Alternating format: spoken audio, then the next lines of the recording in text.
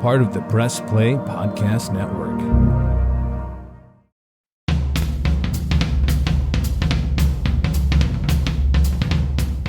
Hello, everyone, and welcome to Producing While Asian. This is your host, Don Mike Mendoza, and welcome to today's episode. Our conversation is with Alex Manalo. She is not only my friend, but she is the newest Associate Artistic Director of Latido Productions in Pittsburgh, Pennsylvania. She's based in Pittsburgh, and she's worked all throughout the city with organizations like the Pittsburgh Civic Light Opera and Pittsburgh City Theater. She is a teaching artist. She is a choreographer. She is a director. She is everything. She is especially now a new producer. And we have her here today to talk to us.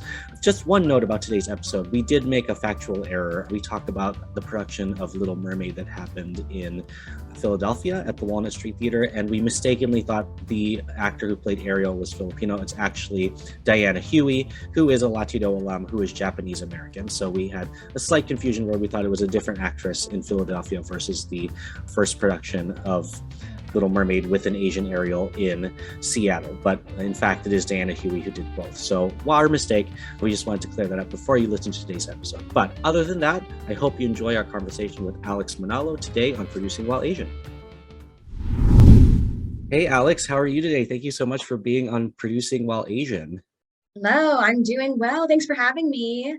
Happy May. The weather's looking up and I'm so happy that I sat in front of a window to absorb the natural light while we are doing this interview. Right? It's so nice to see the sun. Agreed. Especially in Pittsburgh.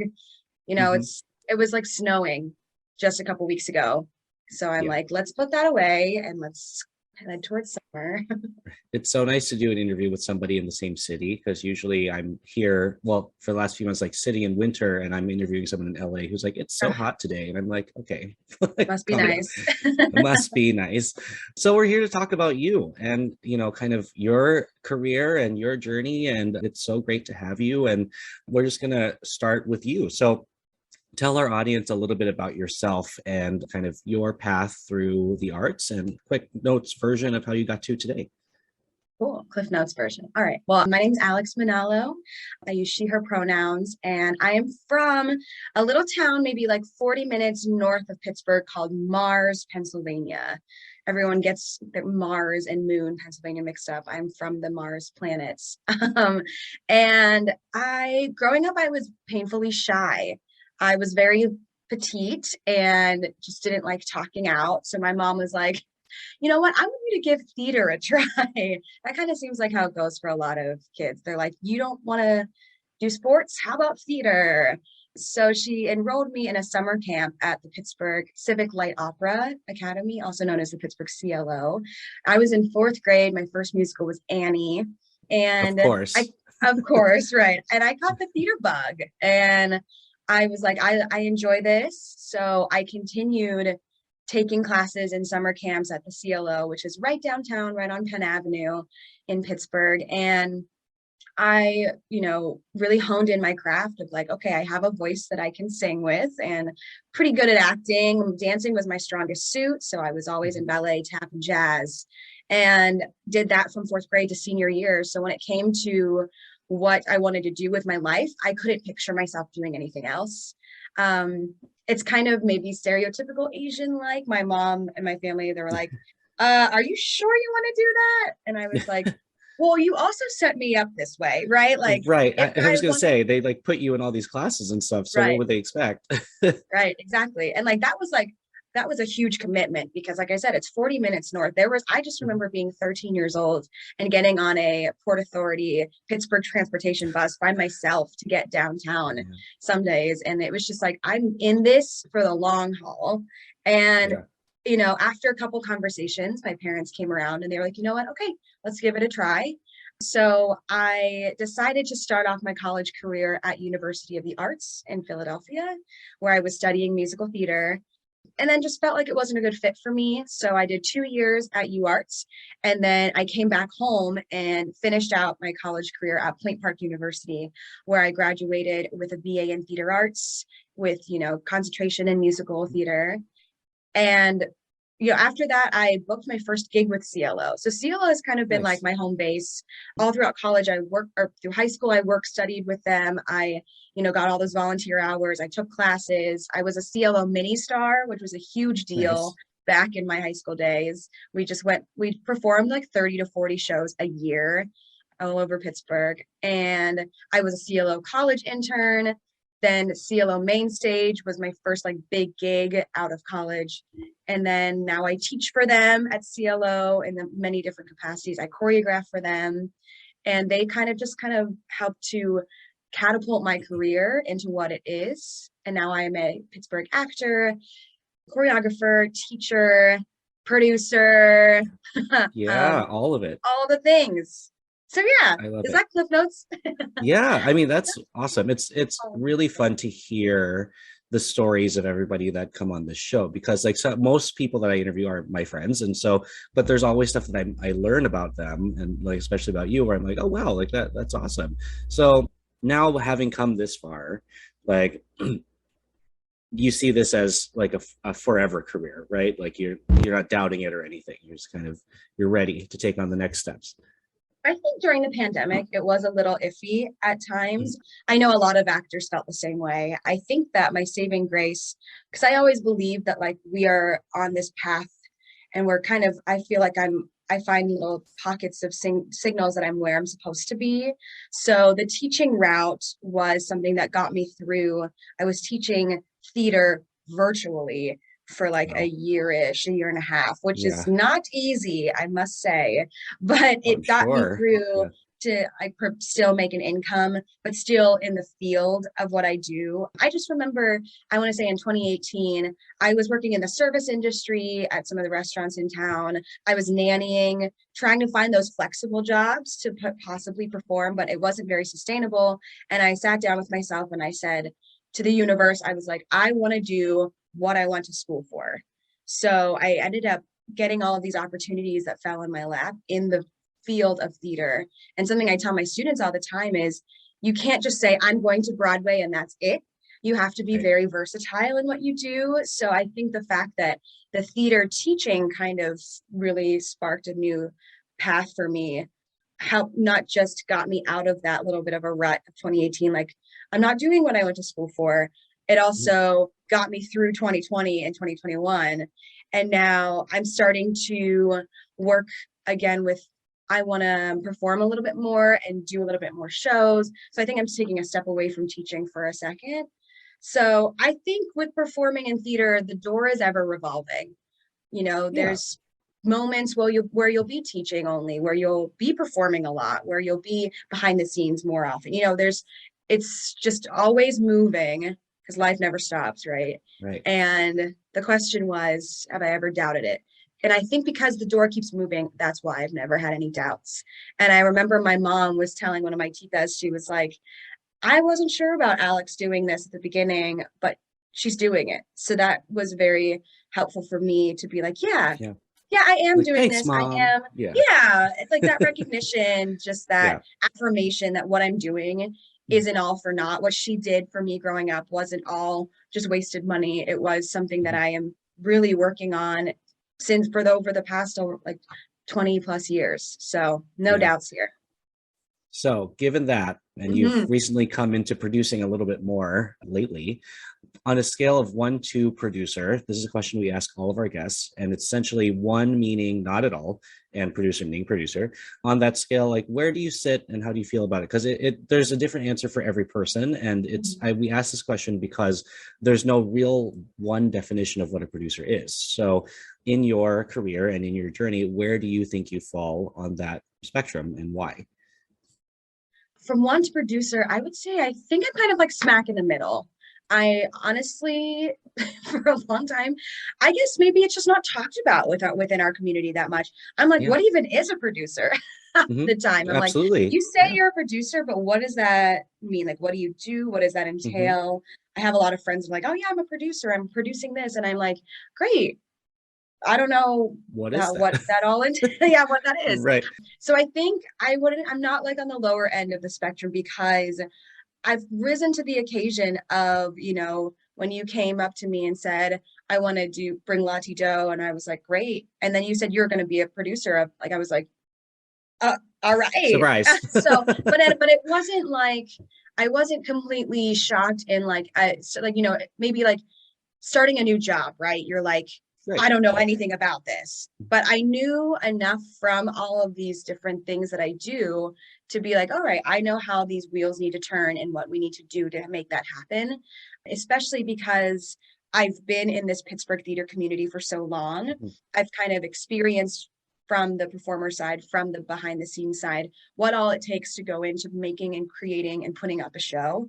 So that's why I'm not on the lower end, but I don't think I'm on the higher end yet, because I always say there's so much more that can be learned with what we've been working on. It's not been trial and error, but it's like, okay, we're learning lessons as we keep moving forward. So I think I'm learning what it does take to be a producer and steps to be successful in this new title that I've given or that I think you've given that title to me. We came to it together. And right, and so for the listeners that don't know, Alex and I met through our parents, through the Filipino Association here in Pittsburgh. And she came on to help with Latido and bringing the cabaret to this town and just knocked it out of the park, in terms of just her skill set, but also what she just said about your connections in the town. The Pittsburgh art scene, and that's kind of what we look for when we look for a leader in our organization. And so Alex is now our newest associate artistic director for our Pittsburgh branch. So it's really exciting because she's our first Filipino female identifying producer for this company, which is unapologetically Filipino sweatshirt today. We'll be sure to shout them out and tag them. So it's really exciting to also hear your thoughts on becoming a producer and being a young producer, because we've had a lot of guests who are longtime seasoned producers, people who have been in it for a while. And to get this perspective, I think, is very important for people that listen to this podcast, because they're getting you right at that time.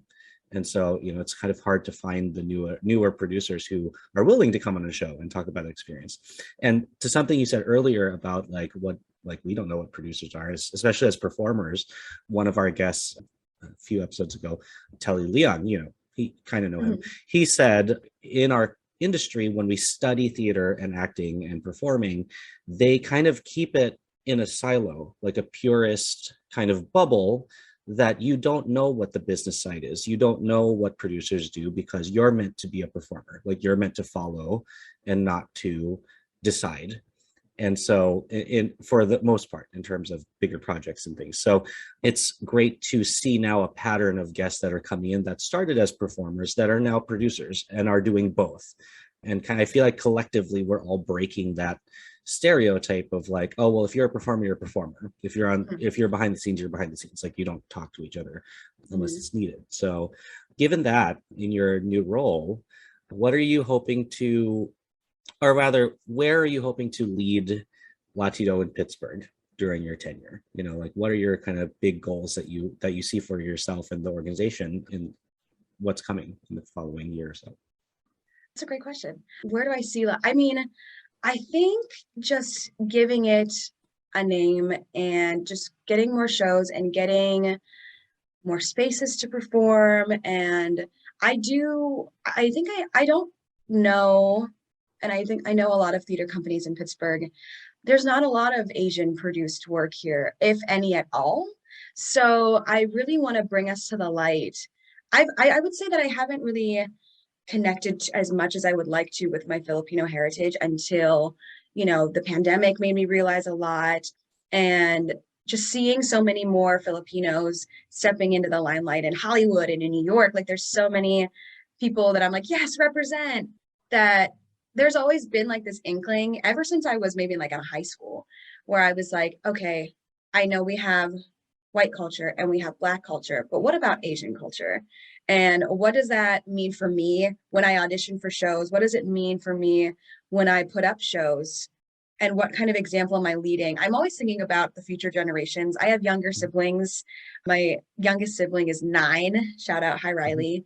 And I'm always thinking about my students and like, I want them to see a world where they can do whatever they really set their mind to. Because I don't think I had that. Like we were saying, we don't really know what producers are. I think also because I didn't ever see a Filipino producer before. I'm like, I Right. can't do that because no one else has done that that looks like me. So I want Latido to just have a name, and like when people are like, hey, have you, or the Latido has a show next week, I want people to like understand like that. I want it to be like a household name, kind of like Mhm. the Pittsburgh CLO, kind of like Pittsburgh Public Theater. Those have become staples within town, but I think Latido should also just work its way up in the ranks and just be as prominent because it's so important. You were talking about the producers that have come on this show before that are kind of seasoned, and kudos and applaud to those people that I think helped to pave the way. Mhm. And I like am very inspired and look up to, the people that I always see on your Instagram who's going to be speaking, and I'm like, oh, that's so exciting, because it just takes someone like that who has gone through it and experienced it to make me feel confident in what I'm Right. doing. I feel like a lot of my theater experiences, I'll never forget, a boss of mine was like, hey, you've been in these shows. City Theater is another great staple in Pittsburgh. City Theater has something called Young Playwrights Festival, and I've performed in that 3 years in a row. And one of the education directors was like, you've performed in these. I think you can teach the playwriting course. And I said, I was Oh, like, wow. I don't know anything really. I'm not a playwright. Like, I've never written a Mhm. play. And she said something that really stood out to me. You know more than you think you know. And Mhm. I think that really struck home, especially now in just like boosting my self-esteem too, because I did take on that, and I have been teaching and reading plays for City Theater ever since. Now I stepped into other teaching artist roles because I felt confident. So when John Mike, when you came to me and was like, I want you to help me with this with Latido, it was one of like in the back of my head, I'm like, he's telling me that I know more than I think I know. And that's so Right. important to to give that confidence and that air of like, we got this and you can do this. So thank you to those old seasoned vets that have produced the way, paved the producer Of way for course. us for what's to come in Pittsburgh. Because another thing you said was performers are only performers or producers are Mhm. only producers. That has been kind of the mold of Pittsburgh for a little while. And I see a lot more people stepping up and putting their hands a little bit everywhere. Yeah. That's I don't like that I have to I felt for a while I had to choose one or the other. Like, do I want to maybe be the principal of the CLO Academy, but then I would have to sacrifice my performing career. And now Right. seeing so many other people doing at both sides, I'm like, no, I could be the principal of the CLO someday Mhm. and also still be in And shows. perform. So yeah, Right. so that's definitely, I kind of touched on what you were saying and that Yeah, question. yeah. Of I'm trying course. to circle it all It's back. good. It's awesome. I think it's the pandemic that really Mm, made a lot of us realize that we're capable of more than just one track. Uh, yes. and the idea of a theatrical one-man band is something that is becoming more and more prevalent because you just have to be, especially with how many different ways there are to showcase you and your work and different ways to connect with people. You can't just depend on an agent. Like if you have an agent, you're on social media too, like you're talking to people too. And like, so even with just that, talking about opportunities, it used to be like you were the performer and you waited for your agent to send you things, and now you find things on your own and you kind of work together with your agent rather than just like paying them to do things for you. So, and I think that's true in all parts of our industry, is that like if you're a performer, you also produce your own work because you know we're not in the world anymore where we have to sit and wait for a producer to decide that our stuff is good enough. There are Mhm. many different venues to just get up there and do it yourself, and then you end up going back or turning all the way back around to where you eventually probably wanted to be in the beginning, which Mhm. is great. But I think there's a lot to be said about the AANHPI community, that when we do self-produce, we are opening up doors for the younger generation. Like we are showing that we can do it too. And so yeah, like shout out to the OGs who have like gone through it and have usually been the only person that looked like us sitting at the table, and which still happens nowadays. I'm not saying that's over, but they're kind of helping us break down the gatekeeper myth that not all producers look like, straight white man. So, or a gay white man. Sorry, friends. Like that. It's true, especially at theater. So it's nice to see everything moving up and opening up. So we can kind of open the doors for what's next.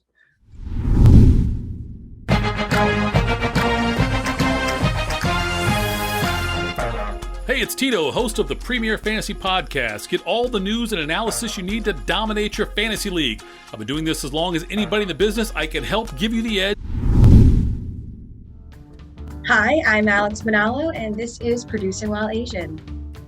So you already started touching on it a little bit. So, well, before I even get to that question, talk to us a little bit about any challenges that you've seen in your time so far, like challenges specifically regarding like representation and being somebody who identifies as a female Filipino person in this industry.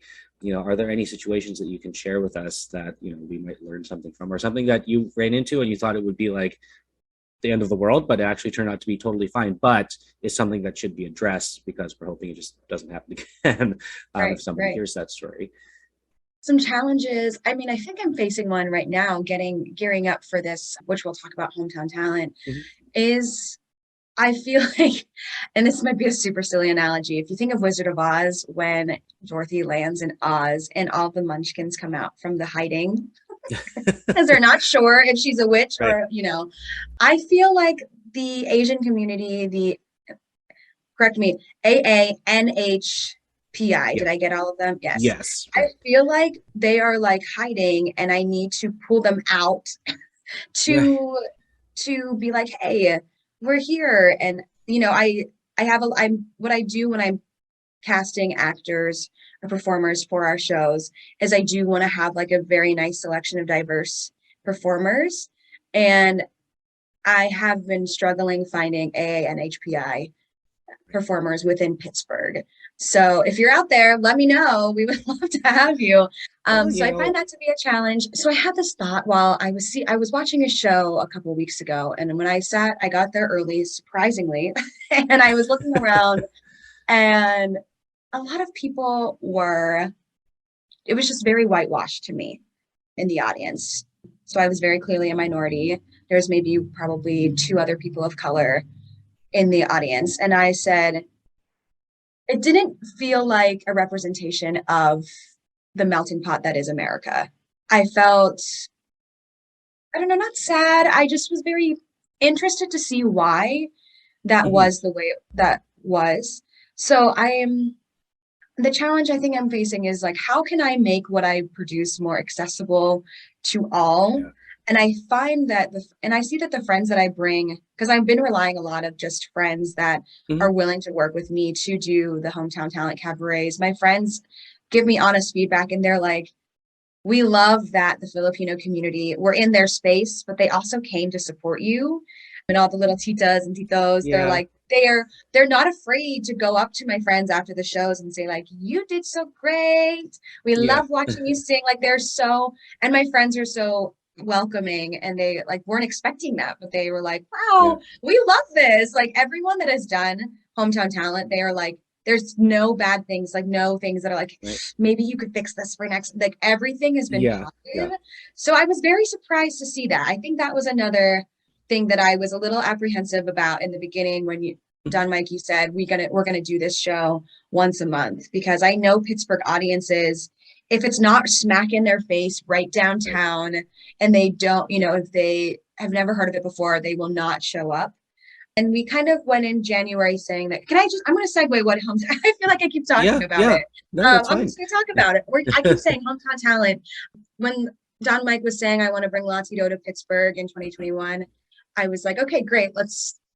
We'll figure out how to do that. And then he said, surprise, I just talked with your mom, who is the president of the Filipino American Association of Pittsburgh. And we're going to do a show every month of 2022. And I was like, okay. And at first I was like, oh, whoa, every month. Yes. And very actor like yes. And so we kind of started talking about it in December. And when January rolled around, we were like kind of in the midst, there was another COVID strain coming out and everyone was a little tentative. So we said, we're going to have a small crowd for January. 15 people. That was okay. And we live streamed it. And we were like, this is going to be the start of something new and exciting. And then February came along and we got maybe like 30 people in the seats. March came along and I was honored to have a Women's Month for Hometown Talent with all women producing, directing, playing, singing. We had like 45, 50 people there. So to see that people are willing to show up, I wasn't sure if that was going to happen, but to see it happen is it's pretty fucking awesome. And in just 4 months, in just 4 months, it's crazy. Yeah. And then, like I said, every performer, every audience member that's come, because the other thing is the Filipino Center is not right in Pittsburgh. It's in West Mifflin, which is maybe like 25 minutes east of town. People are like, what, West Mifflin? And I'm like, stop. You go to Kennywood, so don't tell me you're not going to come out. You've never been to West Mifflin. Right. So it's like literally it's just like a hop, skip, and a jump away from Kennywood. It is off the beaten path a little bit, but when they get there, they're like, this is so great. And we didn't know this existed was something that I've heard a lot. Some people have told me they're like, I want to be a member now. Like, we are bringing not just a performance to people, but we are bringing culture with Hometown Talent and talent. I'm very strong about bringing talent that are like Pittsburgh based, I'm like, we have so much talent in Pittsburgh. And I thought it would be more challenging, but it hasn't. And that's really cool to see. Just like that, we planted a seed in December and it is like blooming, and I'm like ready for a Hometown Talent garden. Right. I love analogies if you can't tell. It will be, because it's, we've found a need in the community. And, and that's exactly what happened in Latido and the other cities it's in, because, you find the moment of what the community is looking for. And I think what Pittsburgh was kind of lacking a little bit was kind of like a DC. It's accessibility to opportunities, because, being a smaller theater town, even though Pittsburgh does great work and has big organizations like the CLO, it's still a very small town, and it's still a very like who matters more than your talent level sometimes. And so I think what Hometown Talent brings to this table is a place where everybody is welcome, regardless of who or how long you've known someone. Everybody has the same point of entry into this event and into this cabaret. And so that's most likely the reason why it's grown so much, because people have felt that openness that you've put together in this series. And, Latio has always been encouraging of our alumni coming back. So I think that, encouraging the folks that have performed in the first 4 months to return on, first of all, a lower alumni ticket rate, encourages them to bring their friends and other performers who might have seen their posts about it and are like, oh, how is that? And then it motivates them to bring people back. So it's kind of a great cycle that we've got going on, and partnering with the FAAP has been really helpful too, because we're getting eyes and ears that don't normally hear this or see this or participate in this, and they're just genuinely curious. And I think the great thing about 2022 for our company across the board is introducing the live stream. Having that happen has been really helpful, just because, like you said, when you produce, sometimes it's really hard to find talent, especially if it's a specific subject matter. But when you live stream, people see it all over the country. So I have a feeling we're going to start to get people who are connected to FAAP seeing that live stream, messaging us from, like, I don't know, California, and being like, oh, I know this person who's in Pittsburgh. I'm going to send them to you, or hit them up, or whichever. Like we had last night, or 2 nights ago, rather. I've messed up our timeline, but whatever. We had Tita Ala, like our Auntie Ala, come up to you and say, give me your phone number. I'm going to send you people. And she is a, OBGYN medical doctor, like not an arts person at all, but appreciates the arts a lot and supports it. And she knows a lot of artistic people. And so she was so moved by the show that she wants to support. So I think we're going to see more of that. And, and it goes back to how you've really set this up and the efforts that you've done. So, really, congratulations to you for doing this. And I'm excited to see what's coming for the rest of this year. And I know we have a 12-month agreement, but I'm pretty sure this is going to be a long-term situation. So yeah, it's it also crazy. helps that we for the people following along at home, that we also feed our audience members Filipino food at the end. COVID safe, of course, we put them in to-go boxes, and it's kind of like their little cute doggy bag of culture that they could take home with them. So, because I'm like, as a teacher, I am huge about the teaching aspect of it all. You came all the way out here, not just to hear some of your friends sing or to hear a beautiful night of singing, but you also came all the way out here, and this is a space of Filipino culture that we want you to just get to know a little bit more. So we've given lumpia, egg rolls, pancit, some Filipino desserts, which were just so good. And I love that. I think that's another thing that I find very inspirational. Like, it's very pivotal to this point in my life, is I am connecting my two worlds of theater and Filipino heritage together, which I don't think I've ever expected I would. I have an interesting past with the Filipino American Association of Pittsburgh. I wanted to do so much growing up. They have a dance troupe and they do traditional Filipino dances. They do a lot of fundraisers, a lot of events. But since I was at CLO so much, I couldn't attend as many rehearsals, or, I couldn't be there. I couldn't be present enough. And it kind of made some other members not resent me, but they were always like, oh, Alex is only going to come for the show. And I feel bad looking back. Like, they put in a lot of work that I just slid in and was like, I'm here to do the thing. I'm here to sing. And they were like, oh, Alex is here. So I didn't feel as connected with a society growing up as I wanted to, for the theater reason. I put so much of my eggs in the theater basket that my Filipino-ness fell to the wayside.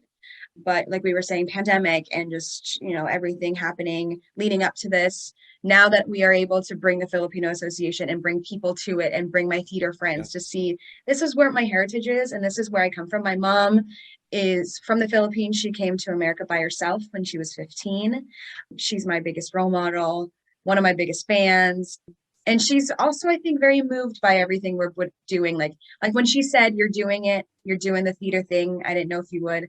For her to see the theater thing and the Filipino worlds collide, I think she feels proud. I'm gonna just say she feels proud. She's proud. So I think that's really neat. Yeah, she is. And it's I'm following a lot more people on social media, like Unapologetically Filipino, or different Filipino small businesses, or different actors that I've seen have done Latido shows in other cities before, that I've never met them, but I'm like, I want to be friends with you because I want to know.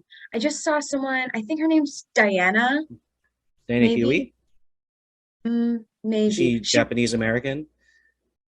No, I thought she was Filipino. Starts with a P. She looks Filipino. Oh, Diane Phelan. Yes. Yeah. She just posts. I don't know her. I follow her. I'm shouting her out because I think she's beautiful and amazing. That she's doing Sound of Music as Maria at a theater. And I have to say that, to me, I literally just saw that the other day and I was like, stop, hold the phone. I love that because that show is made me realize what I look like. And it makes me, I'm not going to cry. Every time I tell the story, I always tear up. When I was in 6th grade, I auditioned for Sound of Music in a pretty big company. I'm not going to specifically say who, but they called me back twice. I went through the initial audition. They called me back for the dance call. They called me back to sing again. And I was so stoked. And I had just as much talent as all the other kids in the room. And then when I saw all the other kids in that room get it and I didn't know why. And I was crying to my mom, and my mom was like, Alex, you can't be a Von Trapp kid. Like that's just the way that musical works. Look at these pictures of these Von Trapp kids who have like blonde, brown hair, blue, green eyes. I looked at my skin for the first time and I said, I hated what I looked like for a bit. Sure. Shit, I'm sorry. Yeah, no, it's okay. It's okay. Because it's true. So seeing seeing Diana and seeing that she's playing Maria, Yeah. the lead role, that just like every door that had shut since that moment had opened so wide. And I said, I told myself, I was like, that experience shaped you, made you, made me get some thick skin, made me see what I look like. And I grew from it. I could have stepped away and said, wow, theater sucks. It's not for me because I look like this. But I forged forward in hopes that something like that, like seeing her as Maria, and then also seeing, hopefully, like I say, always the kids. I want these kids to see, and we were talking about this at Disney night too, that we can be in the limelight, be whatever, right? Be whatever you want to be. I mean, I love that our vice president Kamala Harris is, a person of color and a woman. Like these things that are happening, I feel they're long overdue, but I'm happy to be alive and to see these things come to fruition. And if I can now do the same and allow my career to progress in that way, I don't know, maybe I'll be Maria someday. I saw another Filipina actress who was playing Ariel in The Little Mermaid at Walnut Street Theater in Philadelphia. Like all of these Filipina actresses that don't look like don't look like the traditional, right? Yeah. Like they are stepping in and they're doing the things that is just amazing. I forgot what the question was that we were just on, but that's okay. I think we went on a nice. We're talking about representation. Yeah, we're talking about representation and literally how much it matters. Like, and thank you for sharing that story because, people need to hear that because, a lot of people, whether they're in the arts or not, they don't understand how traumatic rejection in theater can be sometimes because it's so personal. It's not just like, oh, you don't have the skill set. It's you don't look a certain way. Like you don't sound a certain way. You don't have a certain color hair, or eyes or, whatever. So I think it's, seeing that, seeing things like what Diane is in is showing the progress, like things are changing. And also specifically talking about Little Mermaid, like, a few years ago, who I mentioned earlier, Dana Huey, she is Japanese American and she was the first Asian Ariel at the Fifth Avenue Theater in Seattle. And then she did the national tour. And, it was like controversy, like newspaper articles, like it blew up all over the country because people were mad. People were saying like, why is Ariel not white? Like, why is she not? And some horrible person said like, keep it classic, quote unquote, meaning Ariel's a white person. And so everyone's like, A, Ariel is a mermaid. B, mermaids don't have a race. And like, C, is that a joke? Like, no, like anybody, literally anybody can be Ariel. So it's just, we still have these little moments of like things that are milestones that shouldn't be, if that makes sense. Like, like, yeah, it's great that we have a Filipina playing Ariel in Philadelphia and a Japanese American woman playing her in Seattle. But at the very base of it all, it shouldn't even be something that we're like wowed by because that character is not white, but it also makes it even more important when characters that, like Maria in Sound of Music get cast as somebody who is Asian, Pacific American. And, because that does happen, in what was it, the 1930s? Like in the 1930s, there weren't just white people in Austria and Germany. Like there were definitely people of color there. It's just that media, and racism and white supremacy have like made it seem that way, but it's not. I'm sure if you dug far enough, you'd find a Filipino person who was hanging out in Austria back in World War II. Right. I'm sure you would. But yeah, it's all very, very poignant. And so it's stories like you just told that illustrate that for people and make that real. So I really hope that Diane listens to this episode. And yay! I'll have to slide in her DMs. Yeah, we'll tag her, and we're hoping to get her on the show. It's we'll talk with her about especially about the sweatshirt you're wearing that came from her and her ideas. Unapologetically Filipino and unapologetically Asian are partly her brainchild. So. Started by Filipino Americans and other AAPI people. So, yeah, man, we got deep. We got real. We did. All right, we're reeling back.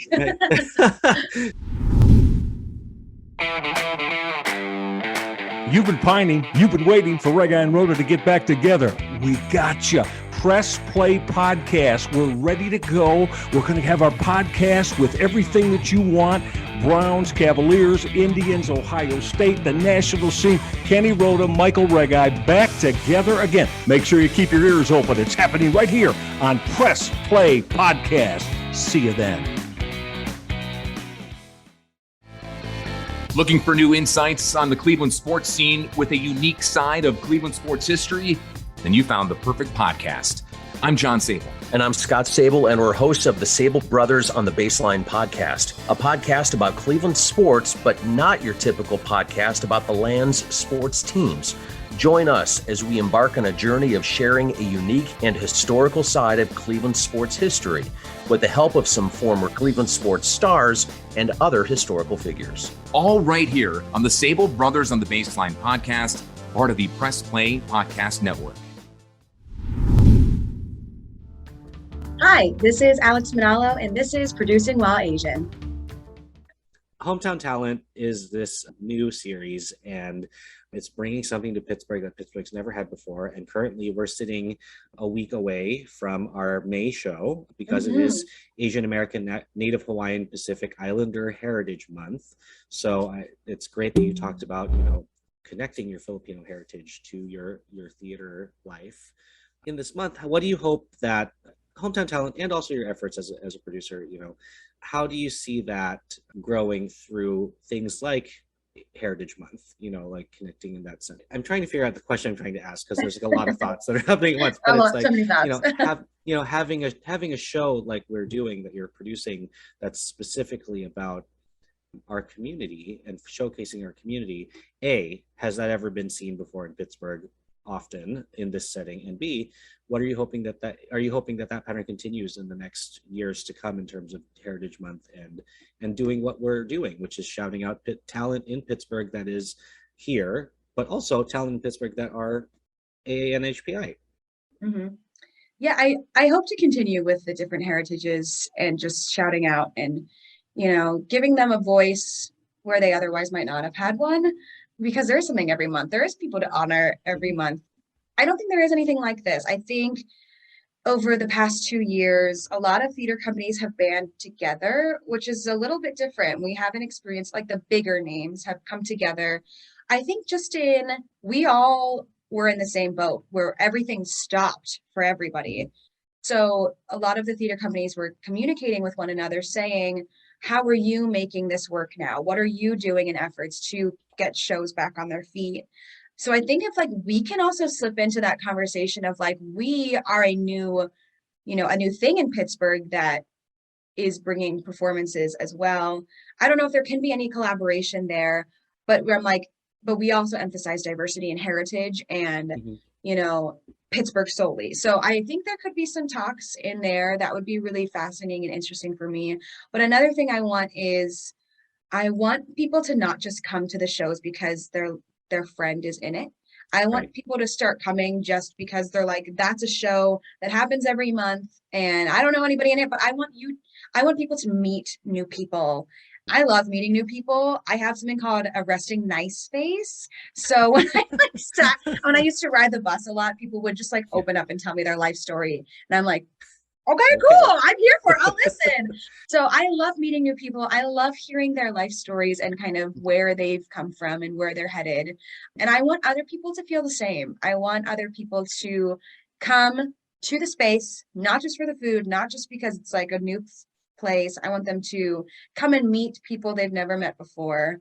And not just the performers, the audience members too. Like I said, our titas and titos and our ates and our kuyas, they are all so willing to talk to you after the show. They're not just here to be there and show face and then they leave.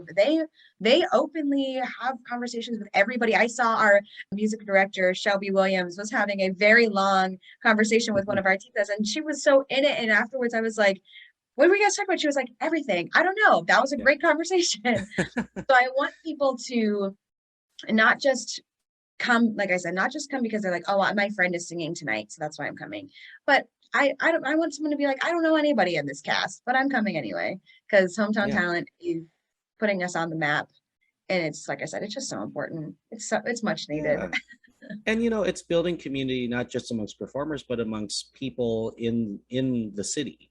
Like Mm-hmm. we'll get to a point where people, like you said, will come just to see the show because they're going to see their friends that they met in the audience also Mm-hmm. there, and people will Mm-hmm. talk about, oh, are we going to go to this together? And then I think there's opportunities for it to expand to other places. So it's the secondary series that's happening in Pittsburgh for Latido is Latido at the Carnegie, which is the Carnegie Library in Carnegie, PA. And so that's a quarterly series. And, we're hoping that, they are different audiences, different neighborhoods that we cross pollinate, that people will travel across the city. Or if they won't, they then acknowledge, like, oh, I saw Latido happening in West Mifflin, but now there's one in my neighborhood.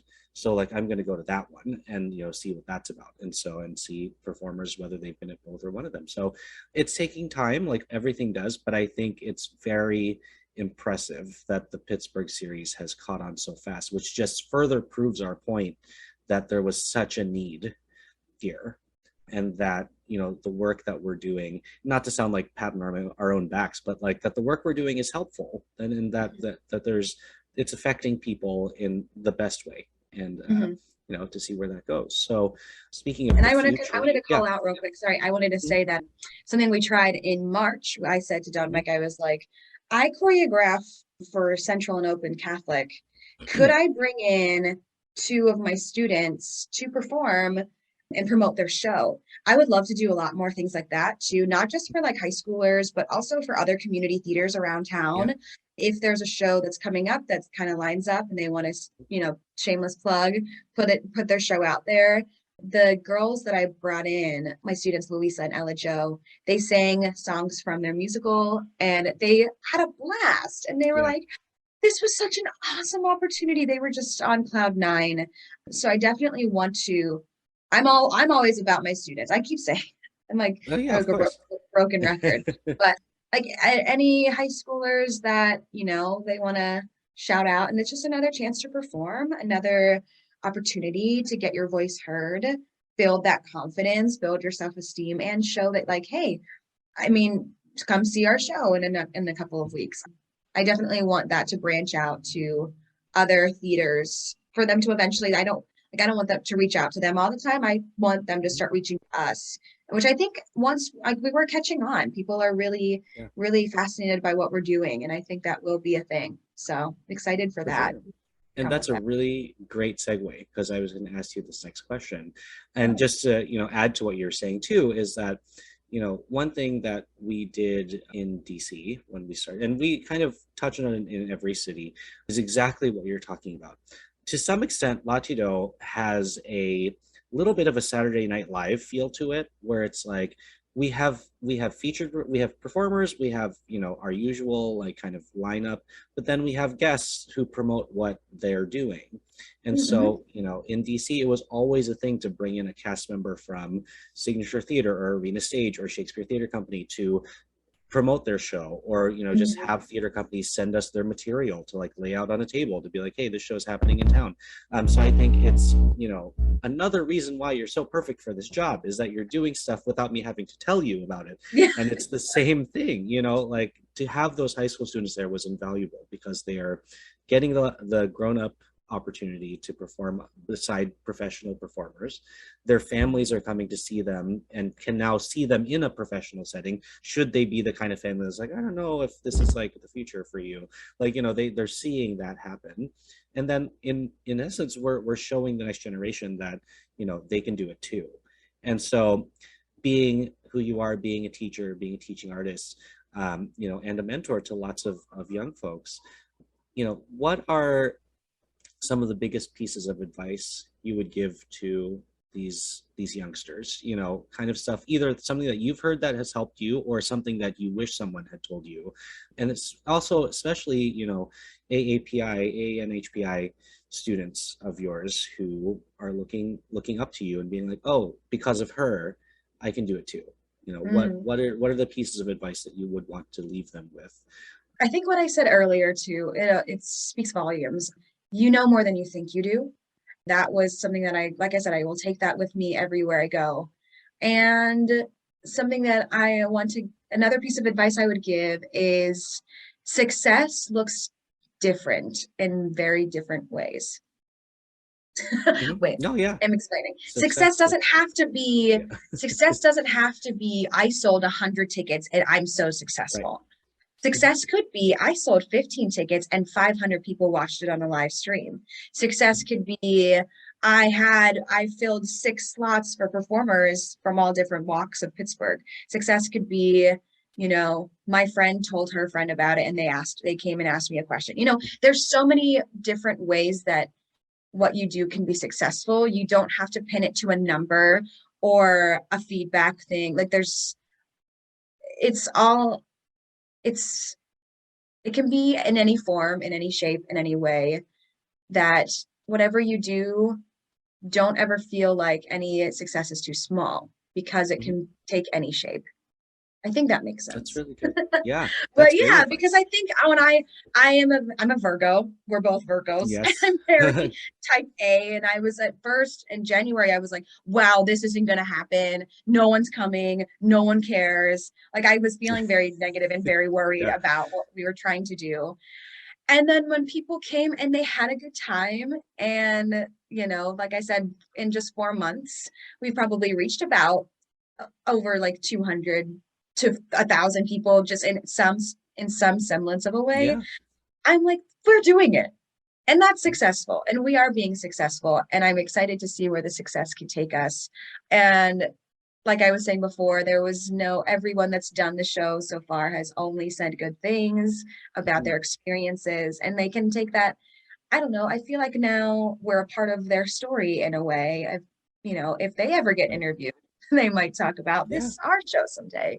So it's a very interesting cycle, and success can look very different in many different ways. And we know them more than we think we do. And we are impacting people more than we think we are. Definitely. For sure. That's great advice. And, just success is measured in different ways. So, we can even touch one person, and that's successful, like Louisa, and forgive me, your other student, Ella Jo, just those two alone, like, they're now super inspired to like keep going, because they're like, oh yeah, like I feel, and unfortunately this is the way our industry works, they feel good enough to be there. They feel they belong, and they feel that they're welcome. And I think that's a really big, important message that I feel like in this changeover through the pandemic, I think that's what our industry is having a growing pain about right now, is the idea of feeling like you belong and feeling welcome, which is crazy to say, because usually the theater community is where everyone, quote unquote, is welcome, where everybody that's strange and weird and different can all get along. But lately, not so much, in the last, decade. So I think we're back to that growing pain. And it takes effort of things like this that are kind of supporting that message and reiterating that message to not just who's in it right now, but the next generation that's to come up that want to participate. Because it really is, it depends on them. If we don't have another generation who want to do this, then theater's going to die. It's like anything in life. So, you work all over town, like you do many, many things. How can our audience find you? How can they stay in touch with you if they want to hire you, or just ask you questions, or, have a informative, or what's called informational coffee? How can they find Alex Manalo? They can find me. Social media is always a great avenue, because my website, I actually never have had a website, and I'm being inspired by everything that we're doing and working towards to get that rolling. So I'm going to really get that going with that. But I'm on Instagram at AlexManalo_. I am also on Facebook, facebook.com/amanalo. I looked all these things up before I came on. I was like, I better know my stuff. But yeah, or Latido Productions. I am, like we said, I'm the AAD for Pittsburgh. So if you're like, I forget how to spell her last name, look up Latido Productions and we'll find a way to get your message to me. Or just like find me at a show. I love going to shows. There's so many shows happening right now in Pittsburgh. It's great. come to our show. If you're like, I don't have technology, I don't know how you're watching this, but come get yourself to one of our shows and just follow us and see what's next, because big things are coming, exciting things are happening. And yeah, website, it's going to be up. It's going to get there.